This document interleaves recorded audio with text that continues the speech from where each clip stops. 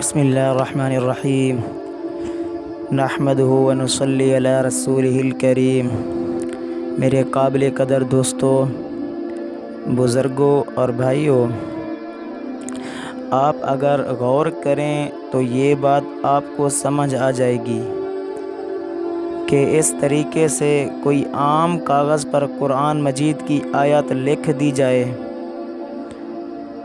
اعلیٰ قسم کا لیٹر پیڈ ہو، خوبصورت ورقہ ہو، زمین پر پڑا ہوا کوئی آدمی اس کو اٹھانے کے لیے تیار نہیں، رف ورقے پر بسم اللہ لکھی ہو، اگر زمین پر نظر آ جائے تو مسلمان اس کو اٹھاتا ہے، صاف کرتا ہے، چومتا ہے، سینے سے لگاتا ہے، سر پہ رکھتا ہے، عظمت والی اور بلند جگہ پر رکھ دیتا ہے۔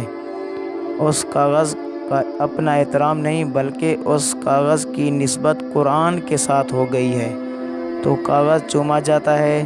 لکڑی کی نسبت قرآن کے ساتھ ہو جائے تو لکڑی کا احترام ہوتا ہے۔ جس کپڑے کی نسبت قرآن کے ساتھ ہے اس کپڑے کا احترام کیا جاتا ہے۔